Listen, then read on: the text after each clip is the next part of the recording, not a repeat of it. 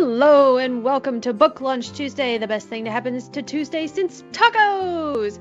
It is I, your host and acquisitions editor for Cursed Dragon Ship Publishing, SG George, and welcome to the book launch for Barnaby's Luck by Al Oni.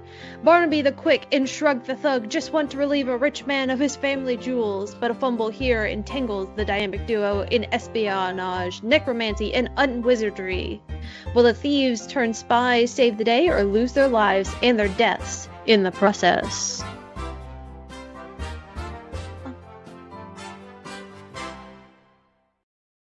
Hello everybody! Hello Al, how are you doing today? I'm well, thanks, Sarah. Yeah. Are you excited? Your book is being launched. Yeah, this is, it seems like it was, a short 2 years ago when we first opened discussions. So yeah, time flies. So this is not your first book published, but is this your first fantasy book?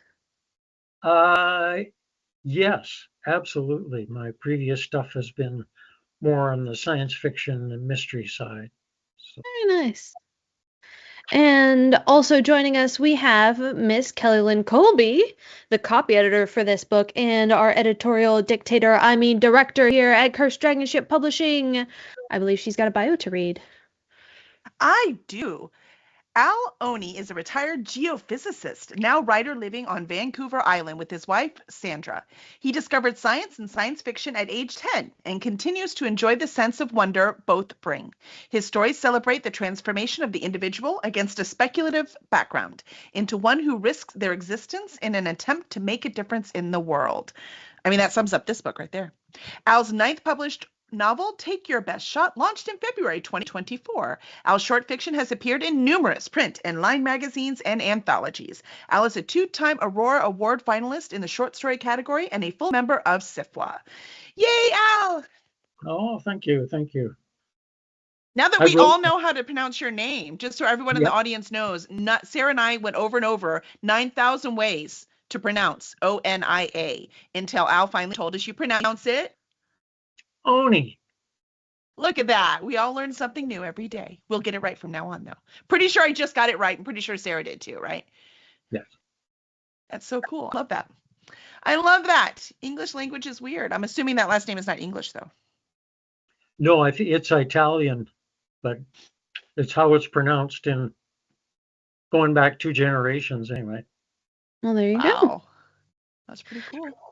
So today it is book launch day. We are launching Barnaby's Luck, available now. You can use !book to get the Amazon link. It is available in print and ebook wherever books are sold.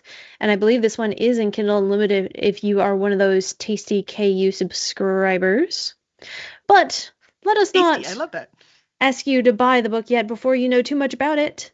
We've got some questions for Al, and if you have any questions in the chat that you would like asked, just pop them in somewhere and we will get them asked. But there is quite the colorful cast of characters in Barnaby's Luck. We've got Barnaby the Quick and Shrug the Thug, which we've already talked about. But, Mr. Oni, who is your favorite minor character in the book? Oh,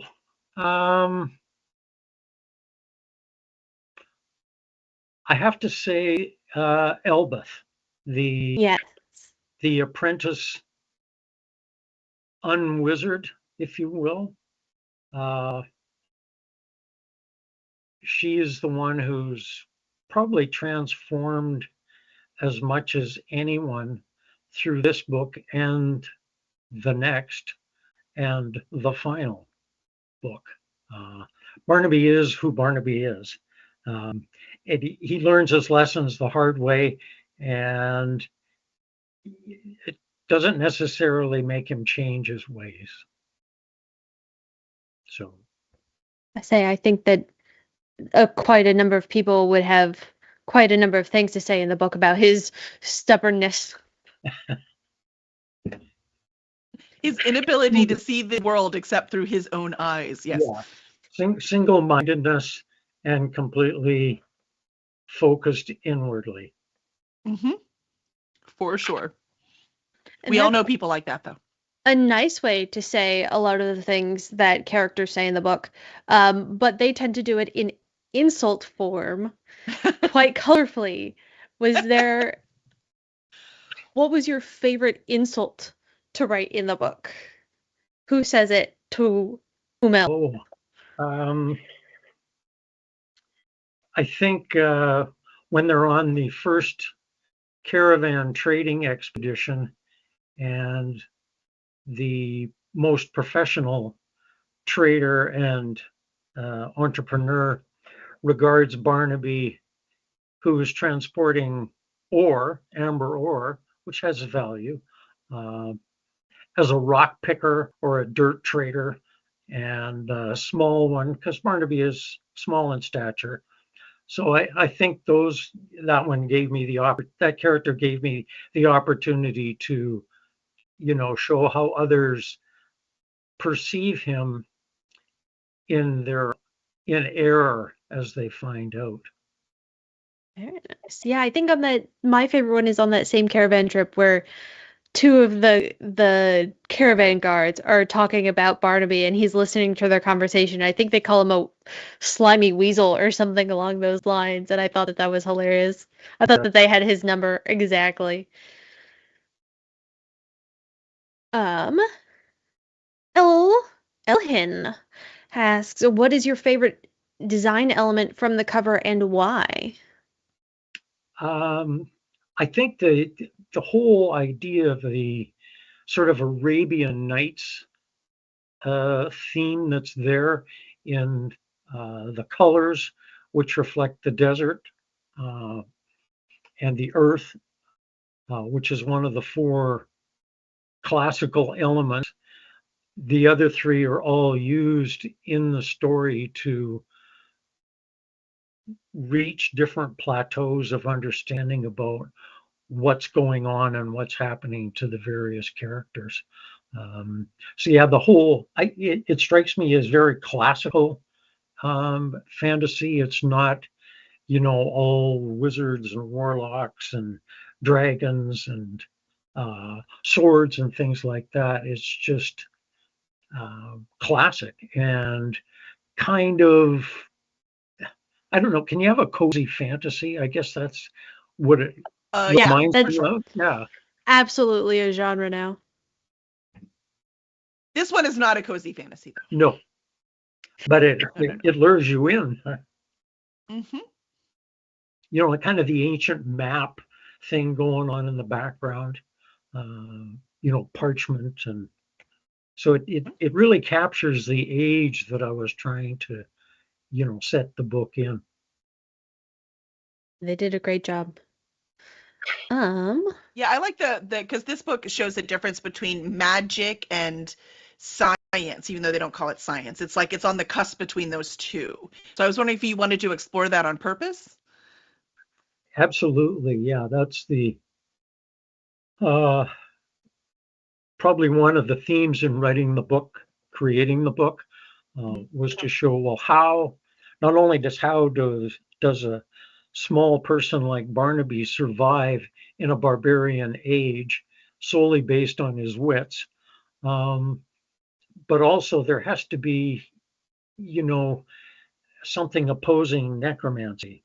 Uh, and in this case, I call science natural philosophy, but it's actually someone using, their eyes and their intuition and what they observe to try and develop the scientific method, even though, they're thousands or centuries of years um, behind, or, before that will happen. Nice. But they would have quite the science fair project collection.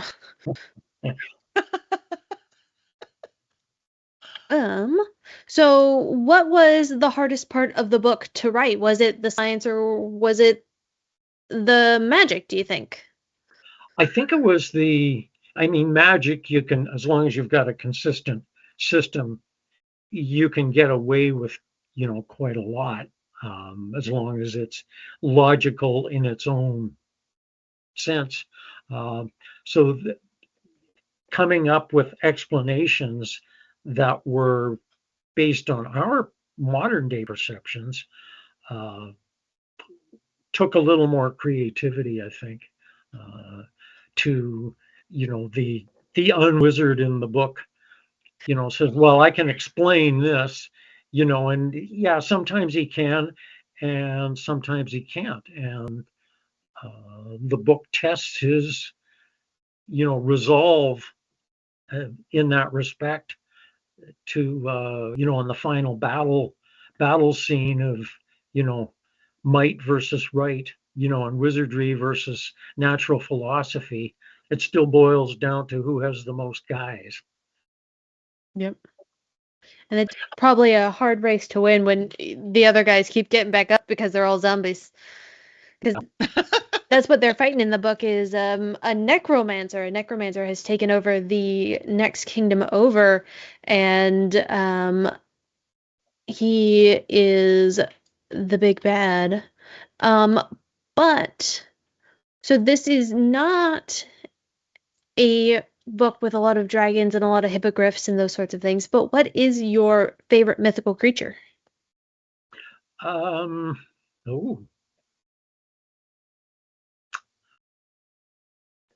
that's a really good, hard question. There's so many good ones. Yeah, because I'm not entirely versed. I mean, I know there's whole encyclopedias of these things, so I'm thinking leprechauns. Can I go with? Yeah, Yeah, you could go leprechaun. the little people. I mean, whether they're just Irish people or short Irish people or mythical creatures is up for debate, but we'll count it.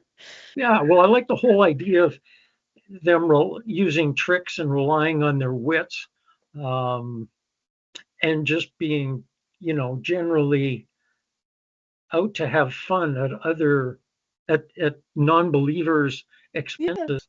Yeah. And even if you believe in them, that really doesn't help you. I could definitely see Barnaby being friends with a leprechaun, or sworn enemies with a leprechaun as he keeps trying to steal the gold. Yes, that would be something for him and an off, and a side tale, perhaps. That'd be fun though. Okay, we'll put that one down for reader magnet. So apparently you have a thing for characters that are short of stature. Is that what you're telling me? Yeah, sure. I'm the anti-Conan, right? The anti-Conan brigade. That's right. We went shorter, not the taller. Yeah, he always won against something or someone bigger than him. So, what would he do against someone smaller but trickier? Well, I know. Yeah. He would lose every time. I don't know. He's pretty smart. Yeah. It would be hard to trick him. Yeah, there's a natural intelligence there. Yeah, for sure. Barnaby and Co. Well, this one. No, you go. The whole, we talked about the map elements and all that kind of stuff. There's a lot of traveling in this. It's very much like a fantasy where they go all over the place. I'm wondering, any of the scenes in here, are they based on places you've actually been? That is the question that I was just about to ask. It's almost like we planned it. I beat you to it. No. In the short end. Well, no? Actually, I shouldn't say that. Part of the countries that, or the terrain that they cross, part of it is, based on the foothills on the west side or on the east side of the Rocky Mountains. Some of it is based on China, which we've been to, and probably some on the Australian outback for the desert scene. I can see that, yeah. And the caves, yeah. Yeah. I would have guessed that the when they go north would be, I've totally done that in Canada. Yeah, and actually one of the the place names is a modification of a settlement in Canada north of the old Dew line. So yes, I'd forgotten about that. You're 100% right. Yeah, icebergs and cold water, which we don't have icebergs here, but we got plenty of cold ocean water. We've got a couple of new people in chat. Hello, Ray. Kai's Irish people equals mythical creatures, Lamel. And Book Buyer says, hello, Book Buyer. Welcome to the stream. I'm sure there's other people. Welcome, book buyer. We're booksellers. If you are on YouTube or Facebook, we also appreciate you. I just can't look at your chats or my computer will You're good. die. Keep going. I'll tell you, I promise. She will tell me.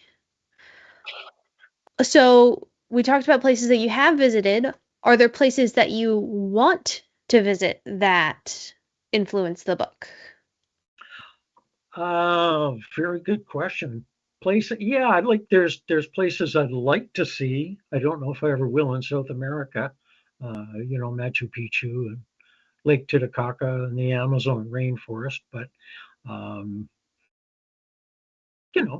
if we get there, we get there. If not, I have a lot of fun making stuff up based on, pictures and things I've seen.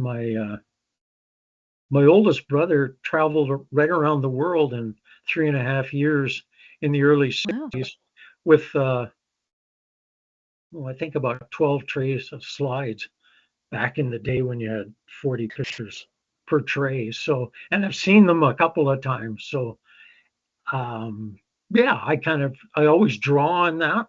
I'm thinking, okay, if I need to take a scene that is Africa, but it's not named Africa, what do I recall and where have I been or where haven't I been? Awesome. And was there anything that you loved in the early drafts of the book that didn't quite make it to the final draft?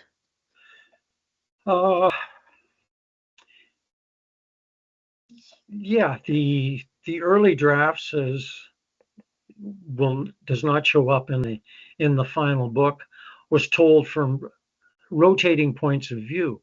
So there were some, internalizations from some of the other characters, specifically Elbeth and Darian,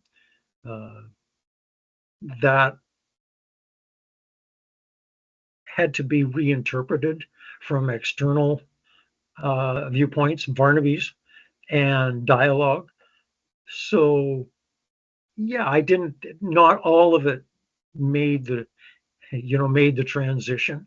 So, something to pursue in little bits further with future volumes in the series. Very nice. And who are some of your literary influences, fantasy or otherwise? Well, fantasy, obviously the big two would be Robert E. Howard and Fritz Leiber for Conan and the creating the Hyborian Age. Fritz Leiber for creating two very unique sword and sorcery heroes, Fafhrd and the Grey Mouser. And the Grey Mouser is more a bit like Barnaby in terms of his size and his trickery. He's not the Grey Mouser by any means, because he doesn't report to a god or a goddess in any respect. He prays to them, but he doesn't follow their orders. In science fiction, started with Heinlein as a kid. Of course. Yeah, these days. I think we all, yeah. Yeah, these days. Of our age, yeah. Sort of. Yeah, I still rediscover the classics. Read a couple of really, really fine John Brunner books over the last year or two that he wrote at his absolute peak that really impressed me and hold up very well. The Sheep Look Up and Shockwave Rider. Modern writers, yeah, I love William Gibson, China Mayville, Jeff Noon writes some great stuff. Richard Morgan, Peter Hamilton, the great space opera writers. C.J. Chera is great. So I have many and diverse influences, and whether or not they actually translate to my pages, I'm not sure. I try and basically I write what I want or what I'd like to read that nobody is writing. Right. Which actually begs my next question. So, as you said, you mostly do sci-fi. This is your first fantasy. Why did you decide to jump genres for this one? This one's been percolating for quite a while, Kelly.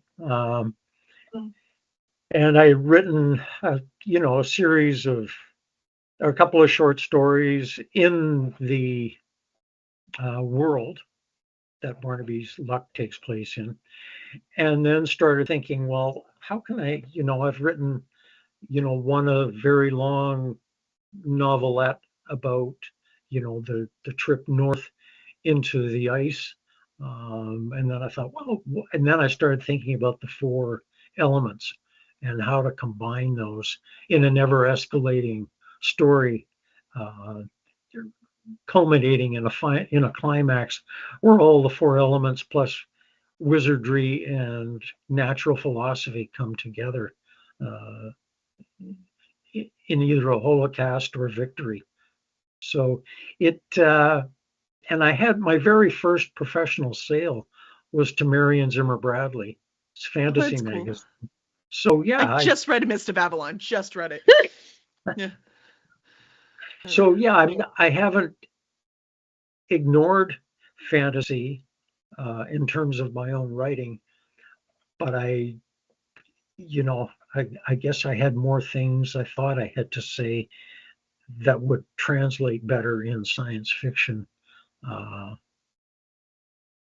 than they would in fantasy. Yeah. Makes perfect sense. Yeah. And if you yourself were a magical wizard, what spell would be your go-to to cast? Sorry, I had some Microsoft issues here. Could you run that by me again, sir? If you yourself, I hate Microsoft. My spell would be delete Microsoft. Anyway, yeah. If you were a magical wizard yourself, what would be your go-to spell to cast? Ooh. It's the age-old superhero power question, but with magic. Well, yeah, you think about telling the truth, but that just, that can create some real issues, can't it? I'm not sure I always want to know the truth. Yeah, I can't handle the truth. I'm sorry. I can't. Yeah. Don't tell me. I think being able to automatically mute people. Silent Steven. There we go. Yeah, something like an app on TV where every time a certain person, opens their mouth or is, giving a speech, they could be replaced by a Warner Brothers cartoon clip. Just have it automatic, not. That would be fantastic.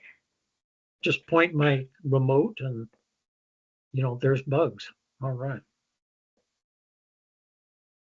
Miss Kellen Colby, do you have a magic power that you would like to have? Well, I'll say right now, because I'm starving, I just want be food here. Now, I get to be specific. It's my magic power, so I want to be specific about what food because I can't eat the same thing over and over again. Of course not. But normally, the magic power I ask for is the ability to flatten someone's tire. Ooh. Why, Miss Kellen Colby, do you need the ability to flatten somebody's tire? Because on the road, I don't like to get really angry, but sometimes someone just deserves a flat tire. That was unnecessary. That was very unkind, and I don't think you should die or go to jail or have some horrible thing happen to you or wreck your car. But a flat tire, I think that's very fair. And sometimes when they're really, really bad, I want 2 flat tires. So that is a power that I would wield very, very Liberally. satisfyingly. Yeah. Yes. Yes. Yeah. I No, think I like that. I think that is a fair justification for some of the jerk things people do out there. I think half of Houston would have flat tires. Oh, they might, depending on my mood that day.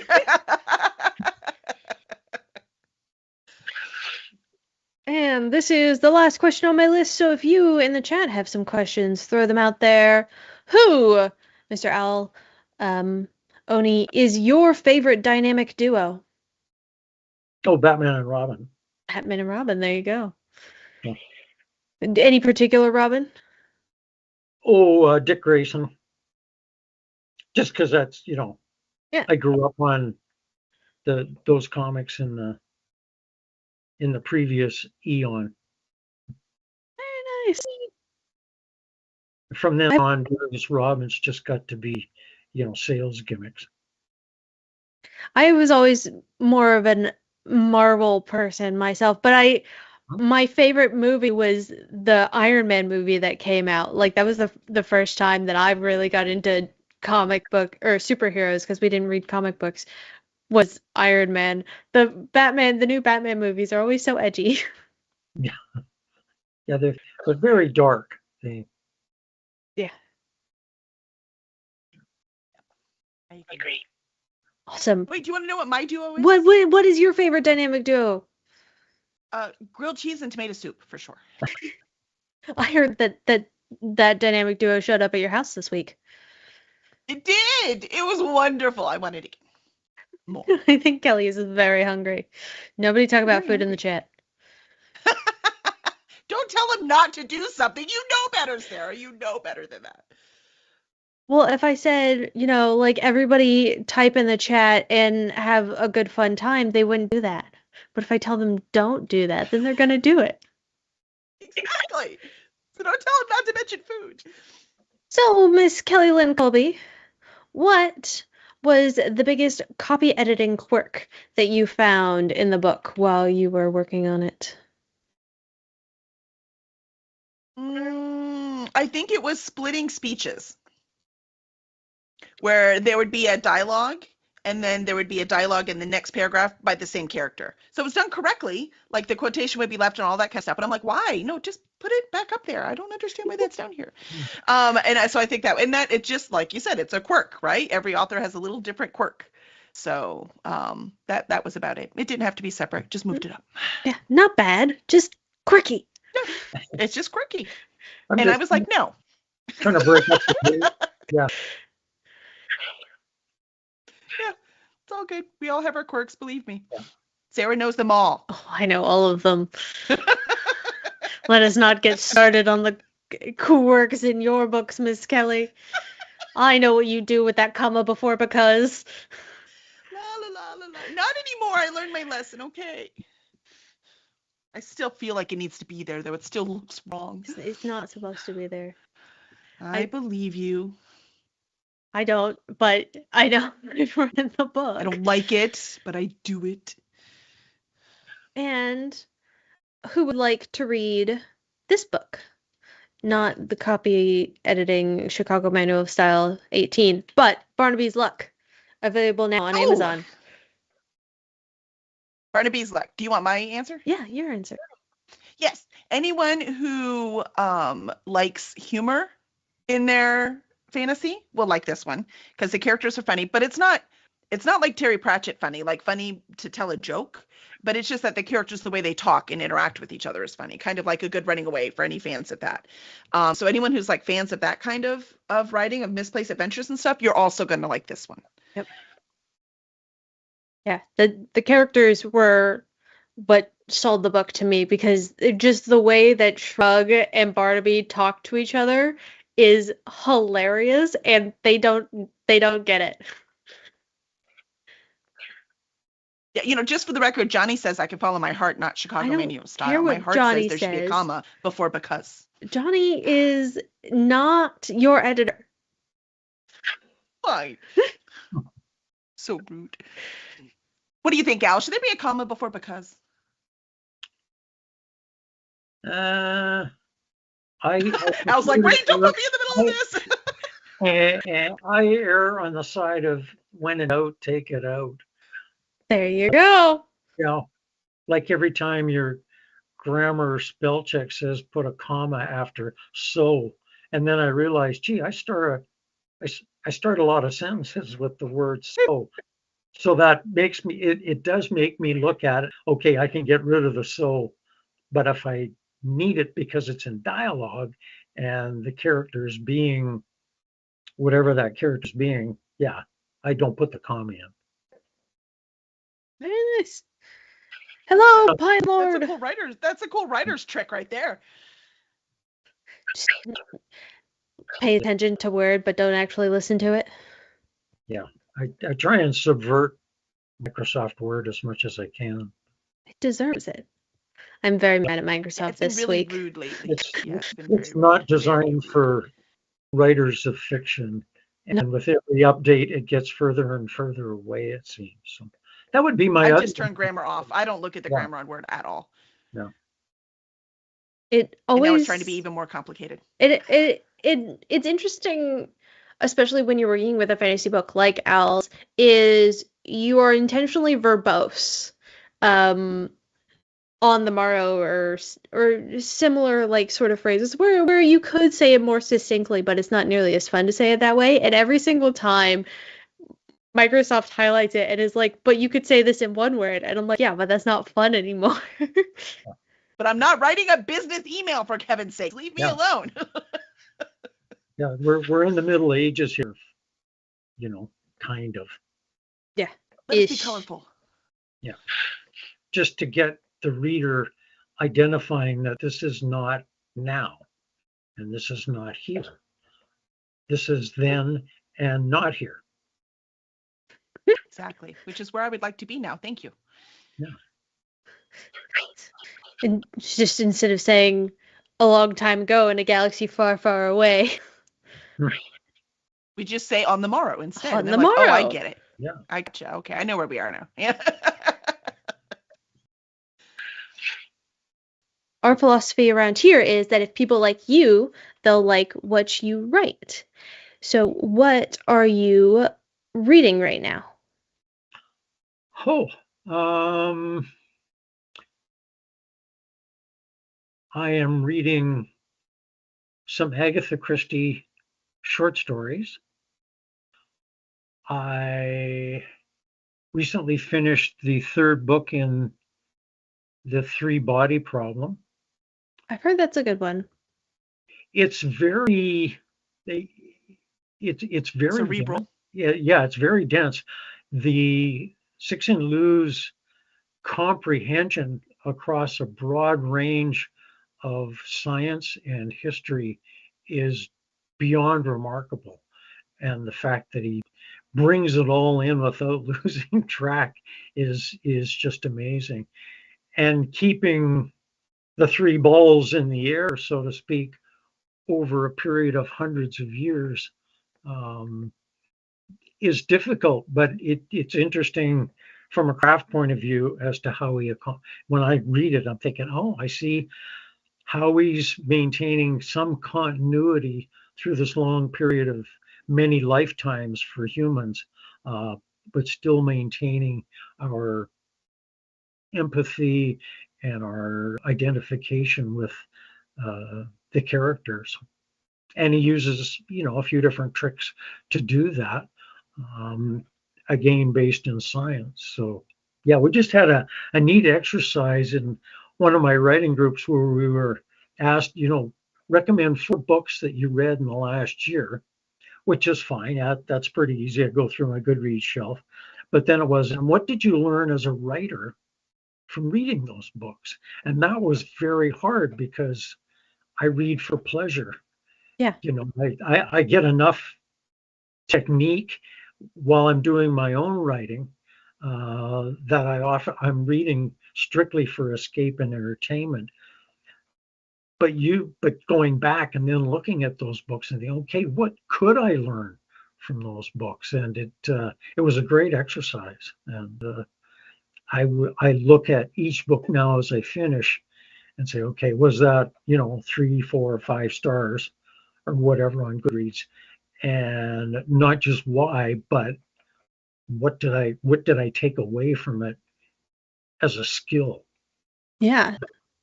I read Leviathan's Wake last year, Uh-huh. and that was a great one. At the time, I had been learning about showing versus telling and backstory, and how backstory is just telling because it doesn't move the story forward. So anytime that you stop to introduce backstory, it halts pacing entirely. But that Leviathan's Wake, there's a huge monologue about the starship captain and the wars that he fought in and all of these things, but it is so well timed within the narrative that it doesn't feel like a info dump like it would if they had put it at the beginning of the book. Mm. Or Sometimes you want to stop sometimes you want to stop the forward momentum yeah. for just a minute and pause because you need to look at this thing. So yeah, it's a really good lesson in that. Yeah, and especially over like that book is huge. It's like 700 pages. And so to be able to masterfully not only use backstory, but when to not tell it. Like one of the guys has an ex-wife, and you never learn anything about his ex-wife, who she was, how they broke up, because it's not really important, but you still feel the effects of having an ex-wife on the character. And I thought that was brilliantly done in that one. Mm-hmm. What are you watching on the TV? Again, we're about halfway through The Three Body Problem on Netflix. Uh, First season of Suits. It's not Boston Legal or LA Law, but it's still pretty good. It's entertaining. Yeah, Popcorn. New Tricks. I just love New Tricks from uh, the BBC. And yeah, going through the original canon of Monk, which are yeah, again, escapism, but still lots of fun and well written. Yeah. Yeah, one that we've seen but probably watch again is a very quirky comedy with very dry, wry humor, like I attempt to emulate, called The Detectorists, and it's about two guys mainly who have metal detectors in England, and they spend each weekend and each waking free hour looking for things of antiquity, and what they find most are buttons and bottle caps and pull tabs. But the conversations that go on and the small quirks in all the surrounding minor characters are brilliant. Um, and it features Diana Rigg, and you can't go wrong with Diana Rigg. And her daughter, Rachel Sterling, is married to one of the main characters. There you go. So, hey, I like stuff like that. Say, I didn't watch Monk, but my favorite quirky detective TV show was Psych. Oh, okay. I don't know that. Yeah. So if you haven't seen that one, I would recommend it. It's It's very clever. a guy and his best friend who sells pharmaceuticals pretend to be psychic detectives so that they can solve crimes in Tampa, Florida. But the guy, he isn't really psychic. He's more like Sherlock Holmes. He just observes all the things, right? Yeah. But he pretends to be psychic instead.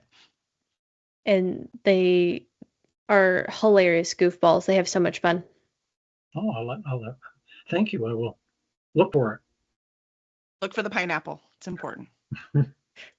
And what are you listening to? Music, podcast, audiobooks, anything? it. Usually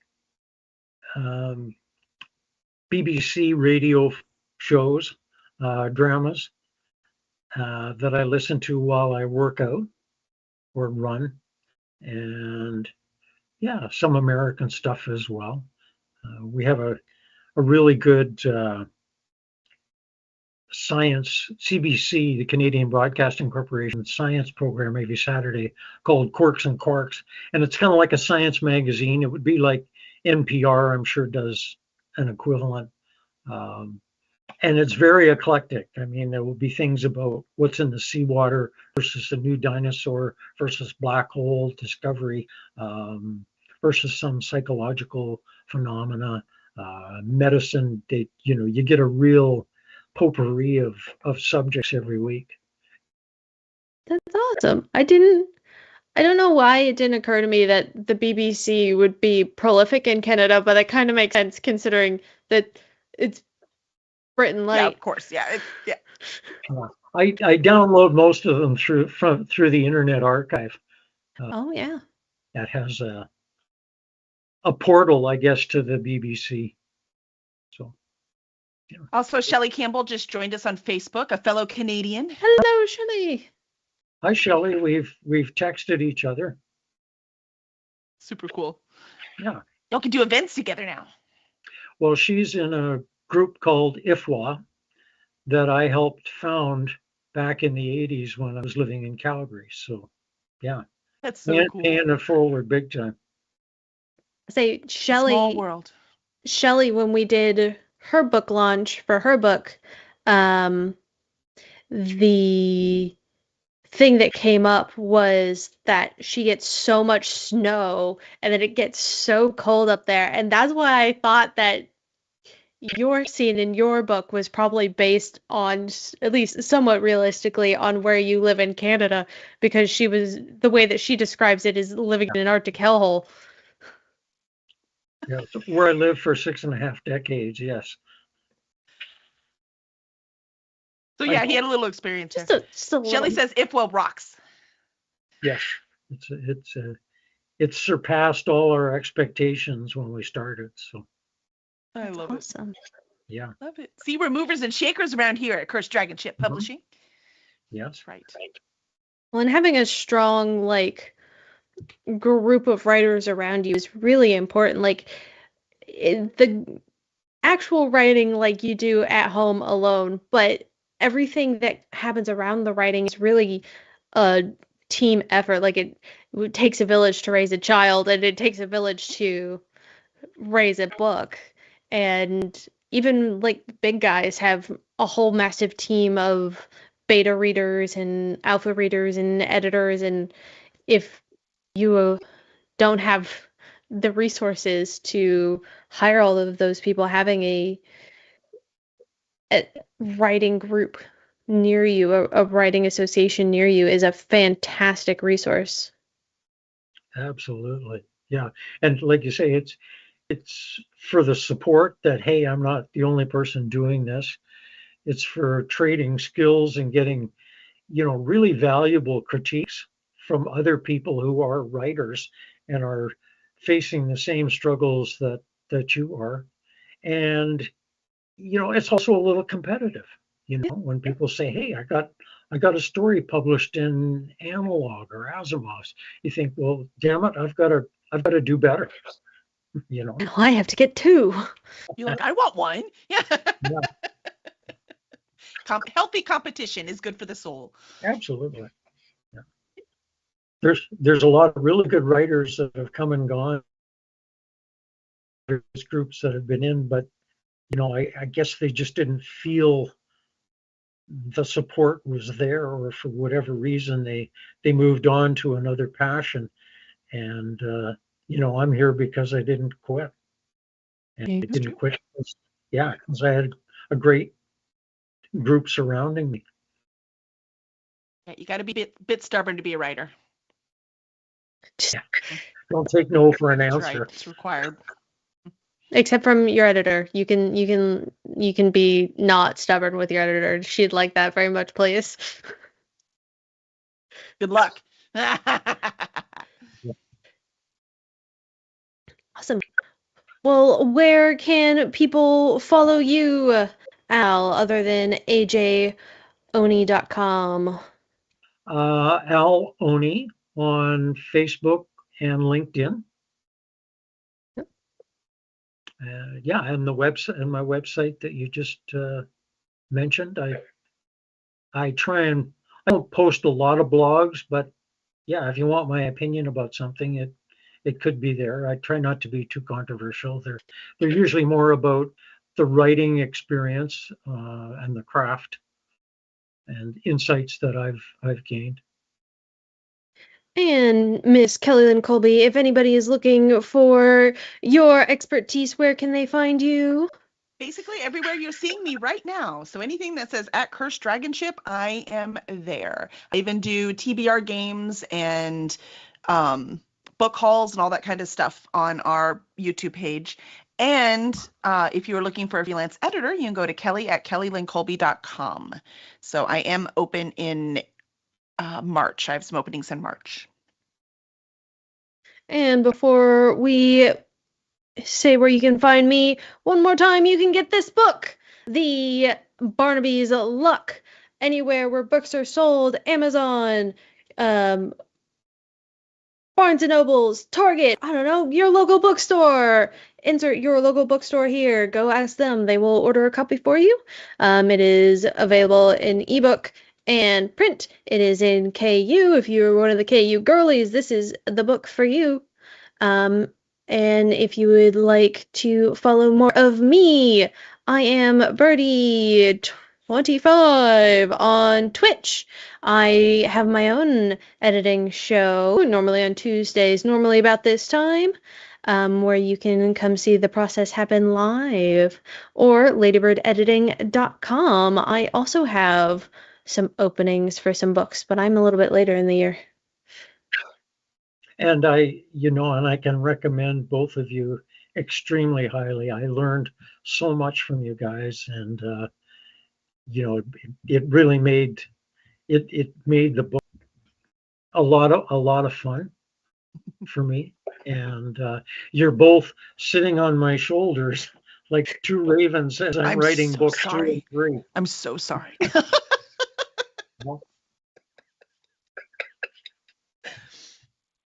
And that is our show for the day. Thank you all for coming. Thank you for enjoying this stream. Otherwise, I think there's outro music. There it is.